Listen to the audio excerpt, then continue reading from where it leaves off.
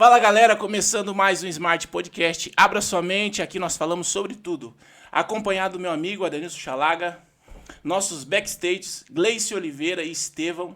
E hoje recebendo uma convidada muito especial. Há 3 anos ela é formada em psicologia, curitibana, Aline Correia Seca. Que prazer recebê-la aqui, Aline. Prazer é todo meu, agradeço o convite. Acredito que a gente vai ter um bate-papo muito interessante e bem produtivo por aqui. Que legal, que legal. A gente é grato, né, por ter recebido, aceitado, né, nosso convite, ter vindo conversar conosco. E a gente queria que você falasse um pouquinho dessa sua jornada, desse período que, depois de formada, como que foi essa inserção no mercado de trabalho, desde os primórdios mesmo, como que foi essa tua trajetória até chegar onde você chegou? A minha caminhada na psicologia, ela já é bem longa comparada ao meu tempo de formação, porque eu já passei 13 anos nesse tempo só de formação.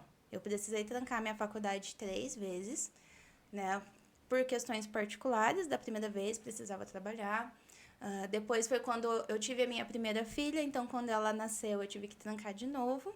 E na minha segunda gestação, também precisei trancar um tempo, que tem trabalho de parto prematuro. A Gle conhece a minha novela mexicana, que se chama Minha Vida. Quem não tem, né, uma novela da vida, né? A minha aquelas novela mexicana bem furreca. Cheia de reviravoltas. Mas, então, acabou sendo um tempo de formação maior do que o esperado, né? A faculdade de psicologia, geralmente, ela tem em torno de 5 anos de faculdade, né? Eu levei 13 anos para me formar. Uhum. Mas acredito que tudo acontece no tempo certo e que deve acontecer. Sim. Né? Quando eu me formei bem plena pandemia, né? Tive formatura online. O último ano eu tinha que começar a fazer atendimentos online e isso não existia até então, era muito recente. Não eram muitos psicólogos que eram adeptos, o conselho também não era tão adepto a essa modalidade online, inclusive de aula. Existe uma formação específica para quem precisava trabalhar com a modalidade remota, né, online. E daí todos nós somos pegos de surpresa. Entramos no último ano com 2 semanas de aula, fechou tudo, todo mundo dentro de casa, não podia fazer nada. Passamos um tempo aguardando como é que seria essa nova formação, como é que a gente ia desenrolar todo esse período. E daí depois entramos com as aulas online, achando que se esperaria para fazer os atendimentos, porque o último ano da faculdade é basicamente atendimento. Então, precisaria passar pela modalidade infantil, atender adulto, fazer avaliação, fazer grupos. E no online isso não é permitido, né? Até então não era tão permitido. Mas daí o conselho entrou intercedendo por esse sentido. Então se liberou os atendimentos online para adultos em algumas situações. Não foi para todas as pessoas, né? Por exemplo, uma situação de violência, não podia fazer atendimento online.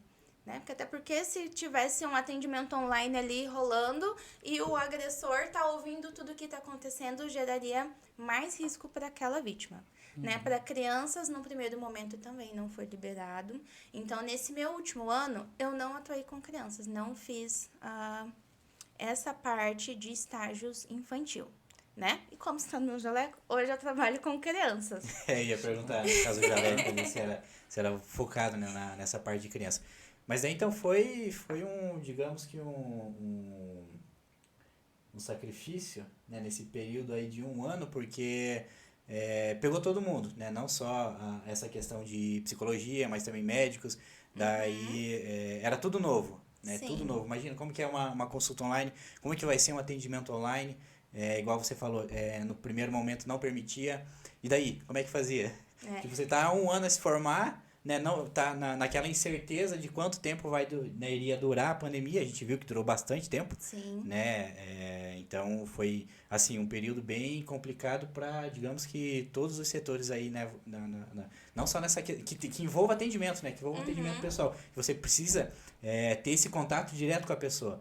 Então acabou impactando bastante, né?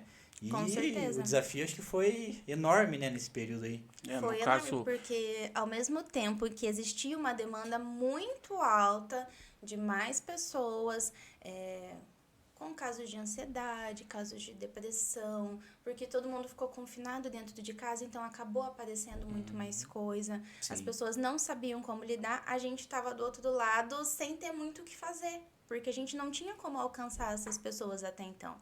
Eu não poderia me deslocar até a casa dessa pessoa para fazer um atendimento. Né? Ainda não estava liberado um online para todo mundo.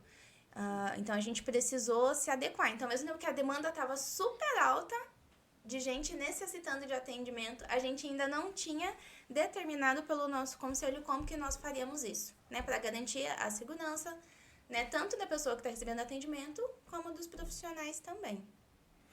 e já que você trabalha hoje já com as crianças, voltou a ter esse atendimento, né? Nesse período você falou que não podia atender a parte com as crianças. Já para uma questão direta, quais são os tipos de casos que você pega? Claro, se você puder falar, né, aqui por cima, os tipos de casos mais frequentes, né, dos pacientes que você atende, né, com essa faixa etária de idade, né, das crianças, qual que é o tipo de casos que você mais pega, assim, para fazer, para atender? Minha maior demanda hoje são crianças autistas, né, com transtorno do espectro autista. Eu acho que, sem erro, mais de 90% dos meus pacientes hoje são crianças que têm TEA. Top. Outra coisa, a gente fala muito, a gente vê muitas pessoas falando por cima sobre esses temas, né? TDAH, depressão, ansiedade. Tem muitas crianças também que passam por isso e você tem que atender também nesse quadro? Ou não Também. tem? Bastante criança. Hoje, dentro do espectro autista, existem algumas comorbidades que são mais comuns de aparecer. Dentre elas, o TDAH. Então, muitas crianças que têm TEA também têm TDAH. Então, a gente precisa trabalhar aliado a essas duas demandas que essa criança apresenta. Porque cada uma vai se manifestar de uma forma. Né? A criança que tem TEA, ela vai ter dificuldades de verbalização, de fala, de socialização. Já a criança que tem TDAH, aquela criança mais hiperativa, aquela criança que não consegue manter o foco, que você vai perguntar de abacaxi, ela vai falar da Branca de Neve andando um dia na praia. E ela vai contar tudo detalhadamente da Branca de Neve. Você fala assim, lembra que a gente estava falando do abacaxi? Então, são facetas diferentes, mas que daí a gente precisa trabalhar englobado. Entendi. Você trabalhou também algum tempo só com os adultos? Igual você falou, você teve que atender também o público adulto por um período e agora passou a atender só crianças. Como que foi essa transição? Ou você definiu que ia atender só as crianças e propôs isso para a sua carreira? Eu acredito que a gente vive dentro de um propósito, né? Quando eu tive aula de infantil na faculdade, eu pensei assim, nunca vou atender criança. Porque foi muito mais voltado à parte relacionada à escola, dislexia, mais associada a essas demandas escolares da criança. E eu não me via trabalhando dentro de uma escola, não era algo que eu almejava. Então, eu descartei, né, já de cara as crianças, porque eu entrei na faculdade querendo trabalhar com criança. Quando eu tive a aula de criança, desisti 100%. Aí, durante o último ano, eu só atendi adultos, né? Tanto de forma individual como de forma grupal. Mas, logo que eu me formei, tem um anjo na minha vida, que é a Patrícia, inclusive. Beijo, chefe. Né? Ela tem uma clínica aqui em Pinhais que se chama Espaço Ciranda, que fica bem em frente ao terminal. E dela me mandou uma mensagem dela, eu vi que você se formou, vem aqui conversar, não sei se você viu que eu abri uma clínica, né? E daí eu fui lá e eu fiquei encantada. Tudo preparado para as crianças. É uma clínica multidisciplinar, então não tem só psicologia, tem terapia ocupacional, fisioterapia, tem fono. E eu olhei aquele lugar assim, tudo lindinho, já vi assim, Falei, acho que achei meu lugar. né? Daí eu fui convidada a acompanhar alguns atendimentos infantis para ver se realmente era o que eu queria. E daí eu já me apaixonei de cara, né? Eu já peguei uns pacientinhos muito fofos que eu fui acompanhando com a outra psicóloga, que é a Amanda, inclusive. Beijo também, amor da minha vida. Né? que são pessoas essenciais agora nesse meu início de carreira. Né? Porque, como eu falei, eu não tive experiência em atendimento infantil na faculdade. Né? Então, eu cheguei lá totalmente crua. E o atendimento infantil, no meu ponto de vista, é mais difícil do que o atendimento adulto. Porque o atendimento adulto, né, eu sigo a terapia cognitivo-comportamental, a TCC. Né? Então, a gente consegue atender de uma forma mais tranquila. Então, eu faço uma conceituação cognitiva, vejo o que tem de pensamentos disfuncionais, o que está afetando a vida dessa pessoa.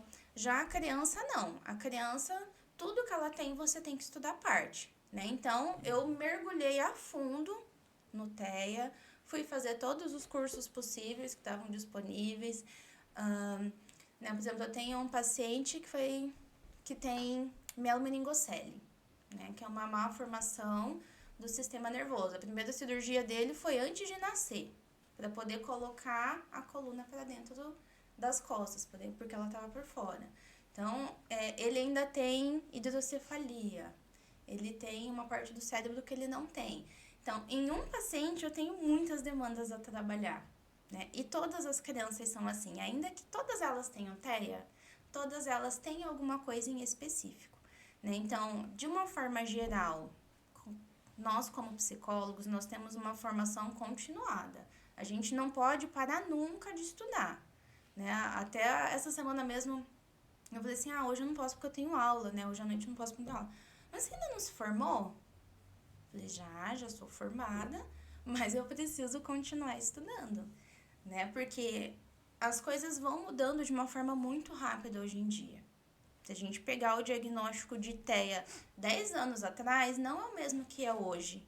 Se mudou muita coisa. Antigamente, um diagnóstico de TEA, você ia começar uma investigação quando essa criança entrava em idade pré-escolar. Hoje, a gente já consegue olhar essa criança de uma forma diferente e observar, desde quando ela é bebezinho, os sinais que estão ali presentes, já fazer uma avaliação. Então, eu tenho crianças que têm 1 ano e meio e já têm um laudo de TEA, que há 10 anos atrás ela ia receber com 7, 8, 9. Seria um diagnóstico bem tardio. E hoje a gente observa que, com a intervenção precoce, essa criança consegue se desenvolver muito mais, né? Tem uma caminhada muito melhor. Se a gente começa a intervir depois, eu tenho crianças que chegam na clínica com 9, 10 anos, que receberam um diagnóstico tardio. E a gente compara o desenvolvimento dessas crianças com as crianças que estão indo bem pequenininhas, né? Eu tenho pacientes que têm 1 ano e pouquinho. Agora, eu acho que o mais novo que eu tenho tem 2. Né? Mas ainda assim é um bebê, bem dizer. Sim. É um bebê. Aprendeu a falar agora, né? Não, a maioria deles nem fala. Eu tenho muitos autistas não verbais, né? Porque faz parte do autismo essa, digamos, dificuldade em se comunicar. Né? Então, muitos deles chegam pra gente sem falar absolutamente nada. E a coisa mais linda do universo, ele chegava assim, oi, Charlie!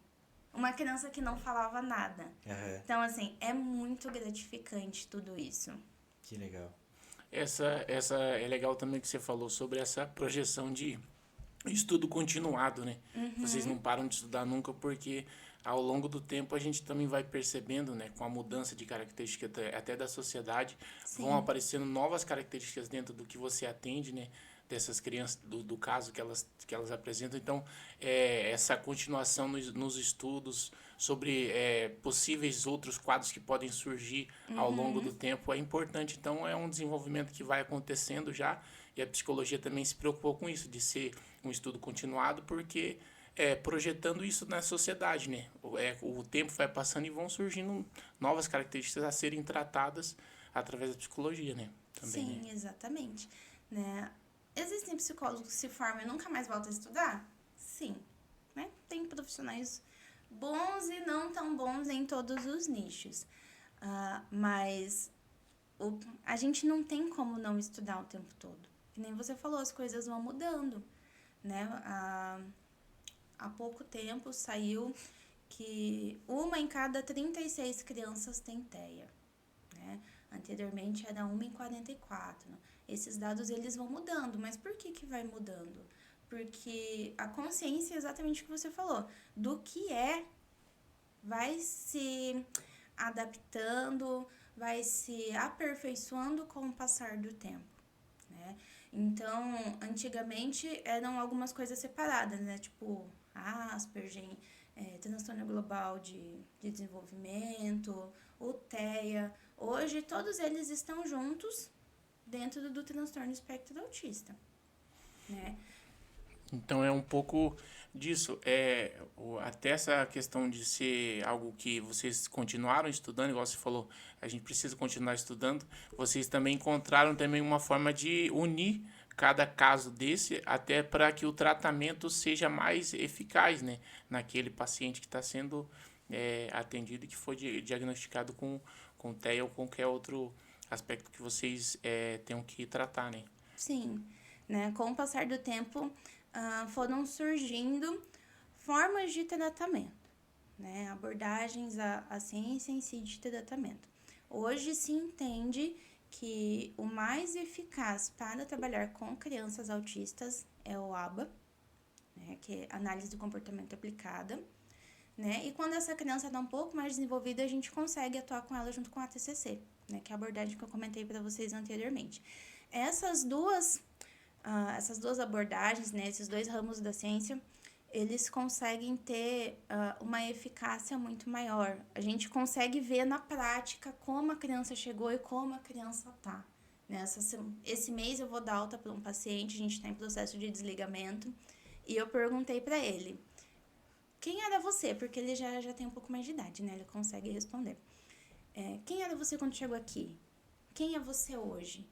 Ele falou assim, eu não sabia o que era TEA, eu não sabia o que era TDAH, eu não sabia lidar com as minhas frustrações, eu tinha muitas crises de ansiedade, agora eu consigo me controlar com as minhas crises de ansiedade, né? Então, a gente consegue fazer esse trabalho tendo um resultado visível, né? Isso é muito bom. É gratificante, acho que para qualquer Sim. profissão, qualquer nicho, quando você vê também muito daquilo que você aprendeu ali de forma didática, na sala de aula ou nos outros cursos, você aplicando isso na tua profissão e acontecendo a transformação na vida de cada paciente é muito gratificante, né? Acho que o intuito é isso aí mesmo, né? Você começar o tratamento, finalizar ele, mas com aquele resultado esperado. Uma dúvida em relação ao acompanhamento desse tratamento da criança. Ele é feito junto com os pais, ou só com a mãe, ou só com o pai? Como que funciona essa... Porque assim, depois que ele terminou o atendimento, ele vai para casa, e como que é daí essa rotina dentro de casa? Isso é excelente você perguntar, porque o primeiro atendimento que eu faço é junto com os pais. E eu já falo nesse primeiro atendimento que nós atuamos como uma rede. Não adianta se só dentro do consultório está sendo trabalhado, né? Porque a criança, de uma forma geral, fica com a gente ali em torno de 40 minutos se ela vem em um atendimento, né? Crianças menores, né, que já têm um laudo mais cedo, elas já vêm com mais atendimentos semanais. Então, vem 2 vezes, 3 vezes na semana. Isso não só com psico, mas em todas as outras especialidades também. Então, 3 psico, 3 TO, 3 fono. A gente consegue ver um pouco mais. Mas, que nem você falou, comparado ao dia dessa criança, semana dessa criança, a vida dessa criança, é um tempo relativamente muito curto. Sim, né? sim. Então, se a gente trabalha só em consultório, não vai ter o mesmo efeito de que se em casa estiver seguindo a mesma orientação, se na escola estiver seguindo a mesma orientação. E é muito nítido a gente ver os pais que estão debruçados diante daquilo, que seguem todas as orientações que a gente dá. A escola, quando é parceira nesse processo também, o quanto essa criança faz um boom, né? Eu tenho um caso que, para mim, ficou muito marcado, porque é uma criança que era totalmente não verbal. uma criança que se comunicava somente com choro, com birra, com agressão. O primeiro dia que ela foi no meu consultório, parecia que tinha passado um furacão, porque ela tirou absolutamente tudo do meu armário. Tudo que ela queria não é, eu quero água. Pegava a mão da mãe, tentava colocar a mão. Mas tudo no choro. Tudo no choro, né? E até hoje, assim, ela tá aprendendo a falar agora. A gente entrou com uma comunicação alternativa com ela. Então, a gente usa placas de comunicação, que ela vai mostrando nessa placa o que ela quer. Então, ela aprendeu a usar bem essa placa agora. Agora a gente tá, né? Desde o princípio a gente já faz, mas agora tá enfatizando um pouco mais essa parte mais verbal mesmo, né? Ontem ela tava comendo batata frita. Então, ela tava, eu quero comer batata frita. Ela colocava direcionada, eu quero comer, colocava na batata. Esse negócio você vai falar, batata. Né? Então, a gente via ali. E ela tinha uma ecolalia, né? Ecolalia é estereotipia vocal, que é aquela criança que fica repetindo a mesma coisa o tempo todo. Né? Às vezes é uma frase de um filme, às vezes é alguma coisa que ela ouviu em algum lugar. Só que o dela não era uma fala expressa, até porque ela não falava ainda, né? Mas ela ficava, ficava vocalizando o tempo todo. E foi muito legal que a mãe comentou com a gente esses dias, falou assim, olha, a gente foi para casa de um familiar no sítio, foi a primeira vez que a gente precisou ficar procurando onde ela estava. Porque ela estava em silêncio. Ela conseguiu se organizar, conseguiu diminuir essa ecolalia, conseguiu brincar de uma forma mais funcional, que a mãe teve que se preocupar em saber onde ela estava. Normalmente quando criança tá muito quieta, tá aprontando, né? Também. Que ela falava assim, eu ficava muito tranquila, porque aonde ela estava, eu sabia onde ela estava, porque eu estava escutando ela falando o tempo todo. Agora não, eu precisei, mas cadê ela? Porque agora, cadê a fulana? Cadê a fulana? Precisaram ir atrás dela. Então, essa evolução é sensacional. Né? Por exemplo, eu tô nessa semana extremamente exausta. Eu passei por uma hospitalização recentemente, mas foi uma semana que a gente teve muito ganho com as crianças em terapia. Né? A gente tá numa época de avaliação, eu tô cheia de avaliação para fazer, quase morrida. Mas a gente consegue daí mensurar, que o bom do ABA é isso, a gente consegue mensurar a evolução dessa criança. Aí a gente tá vendo, daí a gente começa a fazer uma retrospectiva. Nossa, olha essa criança aqui, como é que ela chegou, olha como que ela tá hoje. Né? É extraordinário, assim. Que bom, que bom. É gratificante, né, na verdade. Sim. Uma pergunta assim, e aí se você quiser falar a definição rápida sobre cada uma dessas, porque a gente entrevistou aqui há alguns episódios atrás, a maioria dos convidados já passaram pelo quadro de são ansiosos, né, até agora, e tiveram quadro de depressão também. É bom perguntar para um profissional, né? Porque tem muito daquilo, a pessoa vê várias informações na internet e ela acaba criando uma definição meio que geral, que todo mundo fala. Mas o que é a depressão? O que é a ansiedade? Quando chega lá um paciente, vocês já encontram, já pela fala, pelo jeito, pelas expressões, como que vocês tratam assim? Olha, cada um deles dá um podcast. Porque é muito amplo, muito complexo tudo isso. Mas de uma forma bem básica, assim, sem aprofundar muito, né? Se alguém se interessar e quiser mais detalhes, me chama aqui, daí eu explico mais detalhadamente. A ansiedade, às vezes a gente acha que a ansiedade é uma coisa ruim, mas ela não é. Ela foi essencial para que hoje nós estivéssemos aqui. A ansiedade não é algo atual. Fugi do microfone, desculpa. Né? A ansiedade não é algo que existe na nossa era somente. Não é algo... depois dos anos 2000 a ansiedade apareceu. Não. Desde que existem homens, existe ansiedade.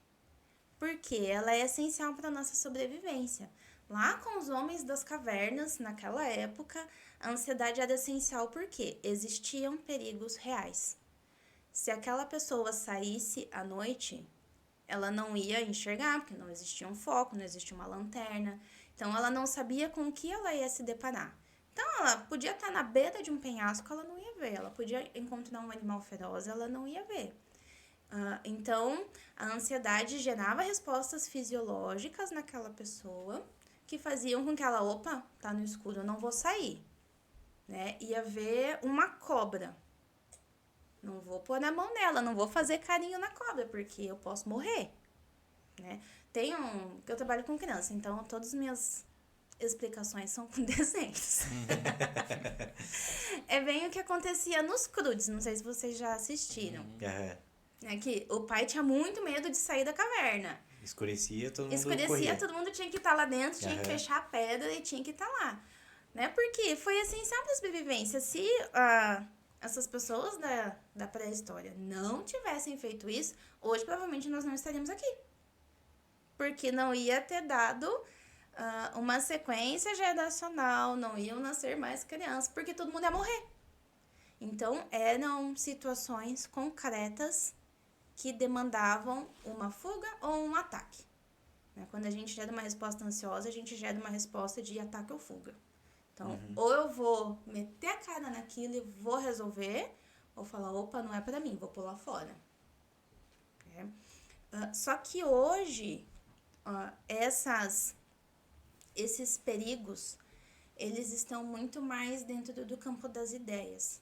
Hoje eu não tenho tanto medo, óbvio que se eu for para uma floresta, com certeza sim, né? Mas não existem tantos perigos reais. Os perigos que mais nos causam medo são se eu chegar atrasado no serviço, mas meu chefe vai me demitir. Né? Aí pinta o chefe como um monstro aterrorizante que gera uma ansiedade naquela pessoa. Né? Gera uma ansiedade com relação à aprovação das pessoas. Né? Eu vou lá, vou falar, eles vão ficar me julgando o tempo todo, então eu não vou nem falar. Né? Existe uma resposta ansiosa em eu estar aqui hoje. Não comentei com vocês, é a primeira vez que eu tô conversando, que eu tô fazendo um podcast, eu tô super nervosa. Né? Gera em mim uma resposta ansiosa, mas ataque ou fuga. Então, ataquei, estou aqui. Isso não me parou. Quando a ansiedade, ela extrapola o nível do que traz sofrimento para essa pessoa, do que essa pessoa consegue lidar, aí sim ela se torna patológica, né? Porque existe a ansiedade normal e a ansiedade patológica. Ela vira patológica, se torna um transtorno quando ela passa a trazer prejuízos para a vida dessa pessoa. Né? Então, não consigo ir trabalhar porque eu tô com tanto receio de eu chegar lá e meu chefe brigar comigo que eu não vou. Né? Eu não consigo sequer pensar que eu posso ter uma crise de ansiedade, que eu tenho uma crise de ansiedade. Isso é muito comum. Pensar na crise e ter a crise ao mesmo tempo. E o pior é que isso é muito comum. Né? Teve uma época que eu trabalhei no Bom Retiro. E eu tava conversando com um paciente, que a enfermeira chamou, eu falei assim, olha, você conversa ali com ele, que ele tá tendo uma crise de ansiedade. Aí eu fui falar com ele falou assim, eu tô tendo uma crise de ansiedade porque eu pensei que eu poderia ter. Então desencadeou de fato uma crise nele. Então aí já se tornou patológico. Né? Quando dá como se fosse uma trava na vida daquela pessoa, se tornou patológico, aí sim precisa de uma intervenção. Mas a ansiedade de uma forma geral não é necessariamente somente ruim. Né? Ela é necessária para a nossa vida. A parte da depressão, como que ela funciona? Dentro da TCC, né, a cognitivo-comportamental, a gente entende que essa pessoa ela não tem esperança em si, no outro e no mundo. Então, eu não tenho esperança com relação à minha vida futura, não tenho esperança, né, a grosso modo esperança, né? Mas não tenho esperança nas minhas relações com as outras pessoas e não tenho esperança no que eu vou viver naquele mundo, né? Então, a vida social, o trabalho, todas as esferas que essa pessoa tá lá, é como se para ela não fosse visto um futuro, sabe? Para mim não adianta estar ali naquele momento, então essa pessoa começa a ficar mais reclusa, ela começa a querer se afastar de tudo e de todos, porque para ela coisas que eram prazerosas já não são mais. Né? Amo fazer podcast, mas pra mim já não tá mais sendo suficiente. Eu já não consigo mais ter prazer fazendo isso. Eu não consigo ter uma vida social satisfatória. Isso não significa, tipo, vou sair, vou festar, vou farrear. Né? Uma vida social é mandar uma mensagem para uma amiga. Falar assim, e aí, o que você tá fazendo? Morreu? Porque para ela, essas relações já não trazem mais nenhum tipo de prazer. Seria mais ou menos isso. Você falando assim já dá para entender que acho que todo mundo tem amigos que passaram ou estão passando por isso, né? Até mesmo a questão da ansiedade, de ter ansiedade só de pensar em ter a própria ansiedade, desencadear ali a pessoa já ter.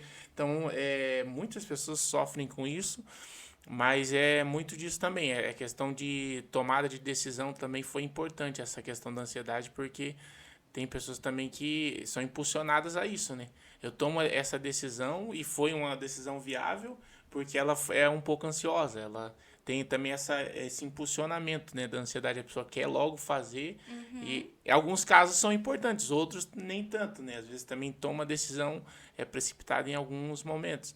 Mas você percebe que isso também movimenta a pessoa dentro Sim. desse ciclo que você falou de desenvolvimento da sociedade, né?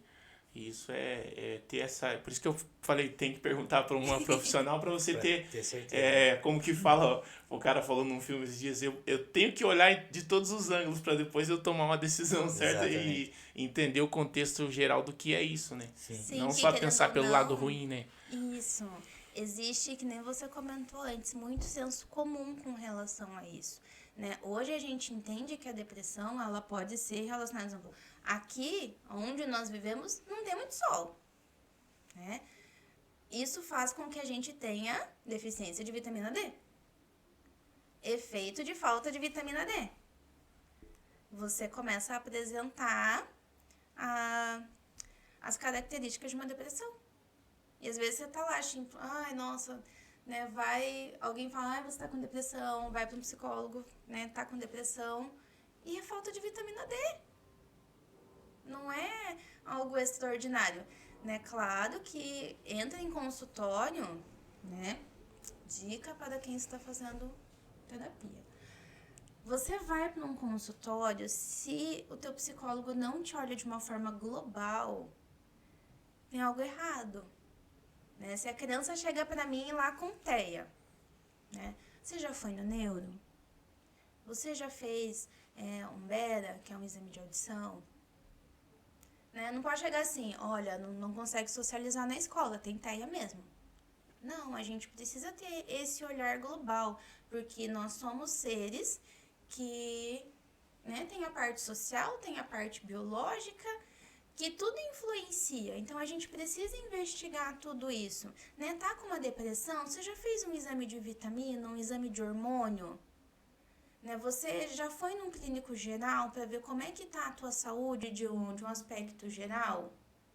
Né? Não é só chegar e falar assim, então tá bom, você tá com depressão, beleza? Porque muita gente já chega no consultório assim. Até com as crianças acontece. Eu trouxe meu filho porque ele tá com ansiedade, tá? Já define. Já traz o diagnóstico. Ele já tem um laudo? Não, mas ele tem.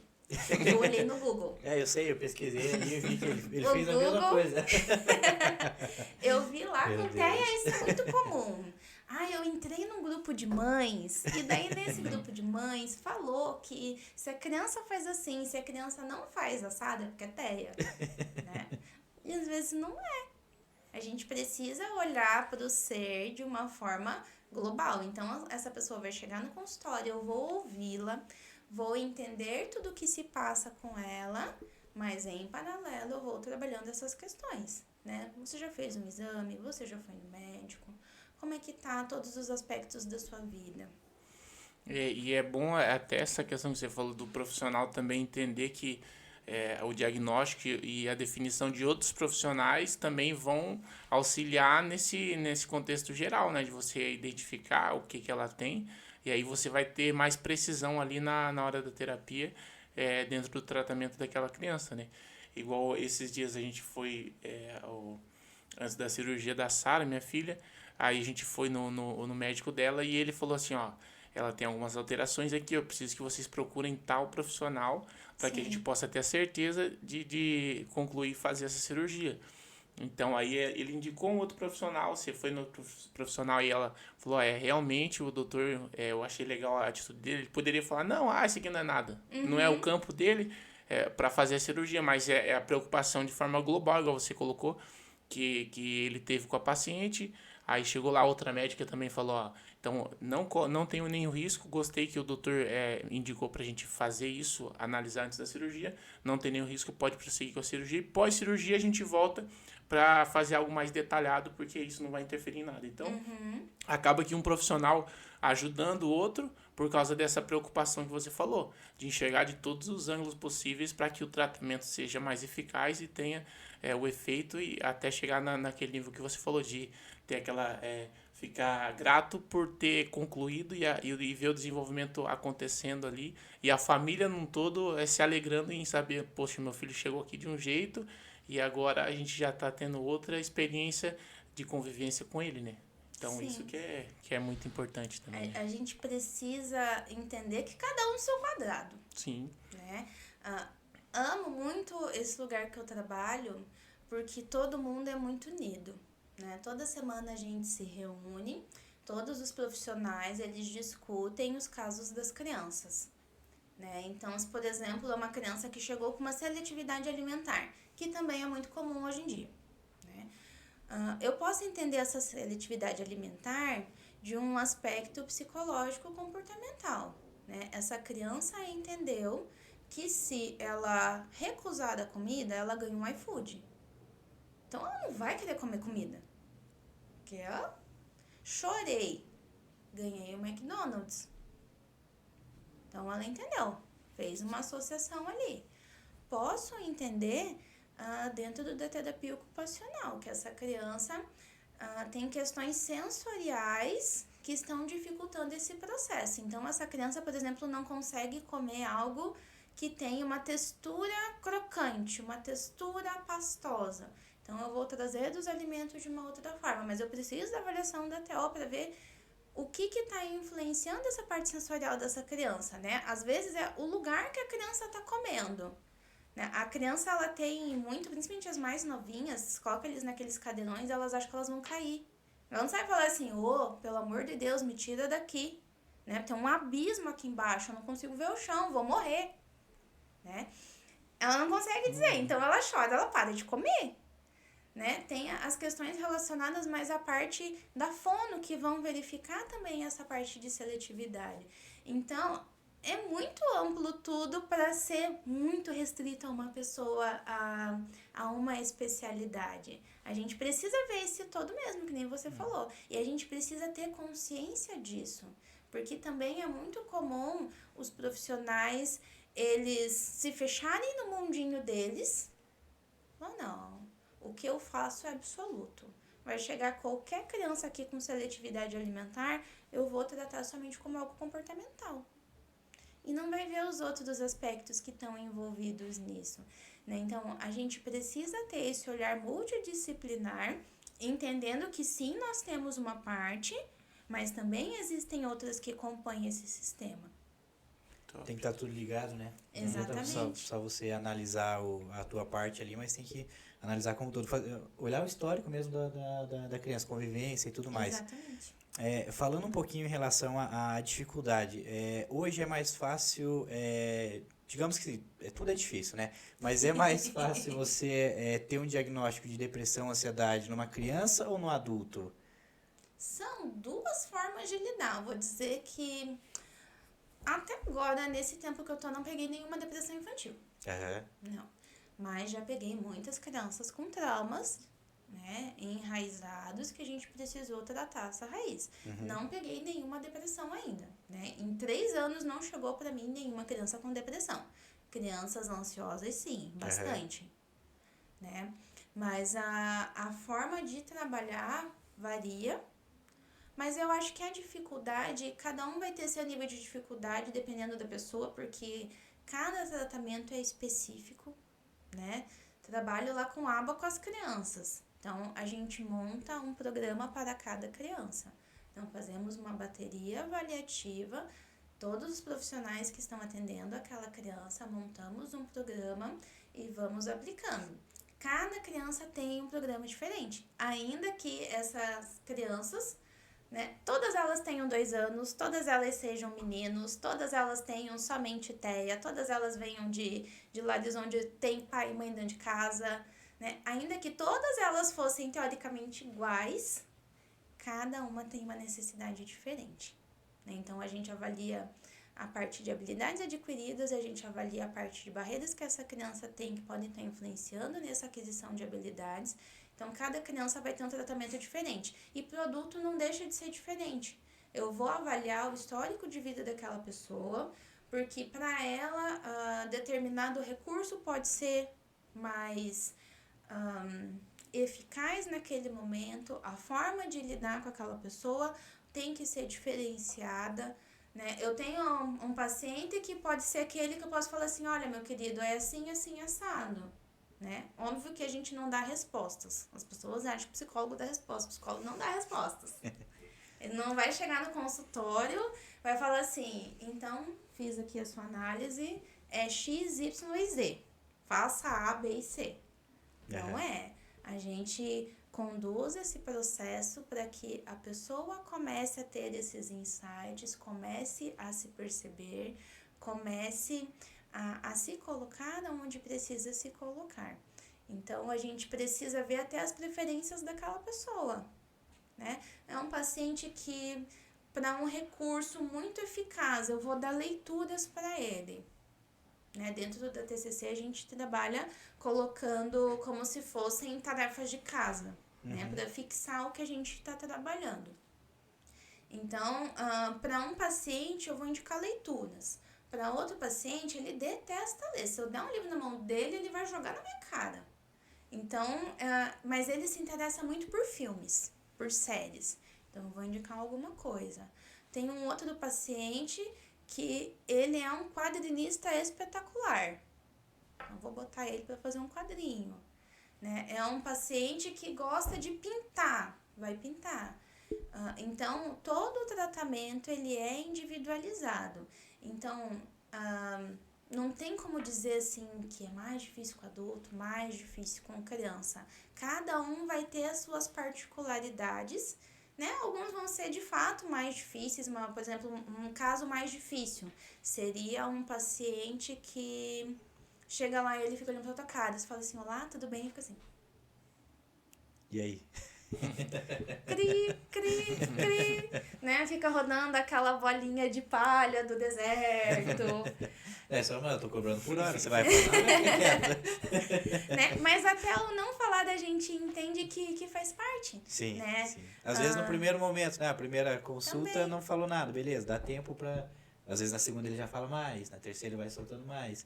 Isso é muito comum. Na verdade, faz parte do vínculo terapêutico. Contanto que o início de qualquer atendimento é criação de vínculo. E não é assim, aí beleza, vamos pegar um cinema hoje? Não é esse tipo de vínculo. Mas é a pessoa ter confiança de que ela está num lugar seguro. Por exemplo, adolescentes, isso é extremamente importante, porque eles têm muito medo que o que é falado em consultório vire um banner da família. Né? Então, ele precisa entender que ele está chegando ali, que ele vai ter um espaço seguro para que ele consiga falar. Né? Nós, nas nossas relações particulares, somos assim também. A gente não conhece uma pessoa num dia e a pessoa sabe o seu CPF nesse mesmo dia. Sim. Sim. É todo uma um processo, construção. né? Exatamente. É muito importante cada informação que ela tá passando aqui. E aí vai ser esclarecedor para todo mundo que vai assistir depois e, de repente, procurar a profissional, a Aline, ou o local onde ela trabalha, para que também possa encaminhar os seus filhos, porque tem muito pai que fica perdido, assim, e vai passando o tempo e não sabe como procurar o profissional, ou vai muito daquilo que você falou, pesquisei no Google, isso aqui dá para ficar em casa, a gente vai lidando. E não é isso, né? É o que eu falo, é de valorizar cada profissional na sua área e que, de repente, é algo que você poderia já estar tratando há algum tempo e ficou aí despercebido. Então, cada informação que a Aline está passando aqui vai ser esclarecedor para cada pai e mãe que vai assistir depois de podcast e vai ter uma noção se o seu filho precisa de um tratamento urgente, ou de repente você já passou essa etapa, ou de repente já teve dificuldades e não sabia que era esses quadros que você apresentou aqui, né? Bora lá pro Bora pro ping-pong? ping-pong. Ainda não mudamos o nome. Vai ser ping-pong. Vai ping-pong mesmo. Estamos na mesa aqui, né? Só falta a raquete, né? Vai lá. Daí manda a bolinha pro outro lado, a pessoa tem que ficar equilibrando até responder. Daí é desafio. Sem muito tempo pra pensar, hein? Um sonho. Eu quero ter minha casa hoje, minha casa própria. Quero muito ir pra Disney, gente. É sonho infantil, mas eu quero muito ir pra Disney. Que legal. Hobby. Eu não daria nenhum daqueles brinquedos lá. Não? Meu Deus do céu. Eu dificilmente também andaria. Só pra conhecer mesmo. Não vou nem na montanha-russa do Parque Tupã. Né? Eu vou naqueles elefantinhos que sobe, desce, mas estar lá No também máximo. vai ser mágico. Pegar uma montanha-russa do Hop Harry, do Beto Carreiro. Nossa, não dá. Então Eu descobri pode. que eu tenho problema com a altura quando eu fui pro Beto Carreiro. Tem aquele, sabe aquele bondinho lá que atravessa o parque inteiro? Nossa, mas eu passei um sufoco. Eu imagino. Daí ele para no meio e começa a balançar. Falei, não, preciso sair daqui logo. Deixa aqui. Pelo amor de Deus, moça, agiliza esse negócio. Parece que assim, você olhando de baixo, é baixo? Nossa, nem é tão alto, mas na hora que você tá lá em cima, fala, não, é alto. Dá Dá um uma medo. perspectiva diferente de Dá, tudo, né? dá. Você fala, meu Deus, eu vou morrer. É um hobby. Eu amo dançar, sou bailarina, né? Então faz parte da minha rotina semanal fazer aulas de dança, né? Hoje eu faço parte de uma companhia de dança, que é a Barack Dance Company. E é algo que eu amo, me faz muito bem. É a minha válvula de escape, que inclusive eu indico que todo mundo tenha uma. Que legal, que legal. É uma realização. A minha formação, com certeza, né? Porque eu levei muito tempo para conseguir, então quando eu consegui foi assim, excepcionalmente extraordinário. Eu não me contia dentro de mim. Coitados meus amigos, que vinham fazendo posts a cada 5 minutos depois que eu me formei. E hoje também eu ver a evolução dos meus pacientes. É extremamente gratificante. Para mim é uma realização. Eu vejo, valeu tudo a pena. Valeu eu passar 13 anos tentando me formar para hoje eu estar vendo o desenvolvimento deles. Que legal, que legal. Você comentou sobre a cada 5 minutos, né? O parente mandando mensagem. Tem muito isso? Tô com um problema aqui. O que pode ser? Né? Não, geralmente Eu quando... perguntaria. Se eu Os tivesse pacientes um dentro da família. Eu ia perguntar. Falar, aconteceu isso hoje. Será que é? Será que é algum transtorno? Acontece. Fala assim, já viu minha filha? Você acha que a minha filha tem TEA? Não, relaxa, fica de boa. Ou descobre que a gente é psicóloga em qualquer contexto. Tá passeando em qualquer lugar. O que você faz? Não, eu sou psicóloga. Você tá me analisando? Já se arruma. Já tira a mão do Opa. bolso, já descruza o braço. Peraí, você tá me analisando?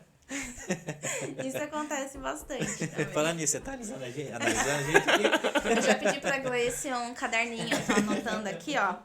Eu já saio daqui, ligo lá no Bom Retiro. Fala, dá uma passadinha lá, já tem o endereço. Já vai entregar o cartãozinho pra nós dois no final da foto, aqui meu cartão. Fala, identifiquei alguns traços bem preocupantes. É melhor a gente conversar depois.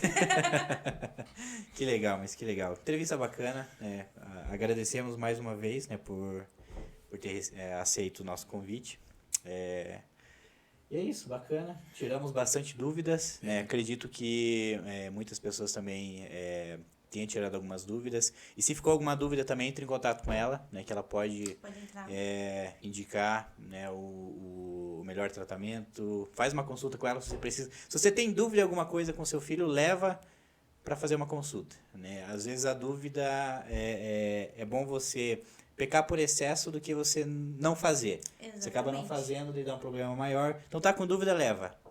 Por mais que né, não seja encontrado nada, né? Mas leva para ter certeza. Melhor tirar a dúvida. Exatamente. Né? Melhor chegar lá e não ter nada. Exatamente. Ter uma alta rápida do que você ficar protelando. Porque culturalmente se fala assim, cada criança tem seu tempo. Sim. Isso sim é uma realidade. Mas existem algumas questões que a gente vê que começam a gritar. Então, essa criança com seus 2, 3 anos não socializa, não faz contato visual, ela tem muitas dificuldades sociais, tem um limiar de frustração muito abaixo do comum, porque é normal as crianças terem um limiar de frustração oscilante, né? E se entendia muito até há pouco tempo atrás, falando assim, tá fazendo birra, essa criança é mal criada, você não tá dando limite para essa criança.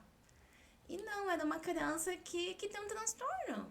Então, a gente olhar para essa criança de uma forma empática, se colocando, né, talvez no lugar dela, de perceber assim, poxa, eu acho que realmente tem alguma coisa errada, vamos dar uma investigada?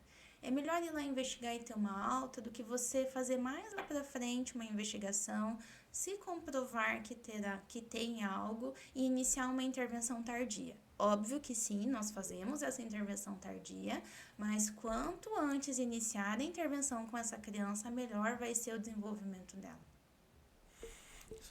Gente, só lembrando vocês de não se esquecer de se inscrever no canal. Depois a gente vai deixar na descrição aqui também o @, da Aline, né, para você procurar ela e tirar todas as dúvidas. O @ também do nosso Instagram lá, para você seguir lá e acompanhar cortes e quem serão os próximos convidados, as enquetes que a gente coloca nos stories lá, tá bom? Então, fica ligado aí, depois a gente vai ter corte para que você possa pegar aquele vídeo curto ali, assistir no ônibus e ir tirando suas dúvidas. De repente você vira um paciente ou teu filho vira um paciente da Aline, né? Obrigado, Aline, por ter aceitado o convite. Valeu, Adenilson Chalaga. Valeu, Estevão e Gleice.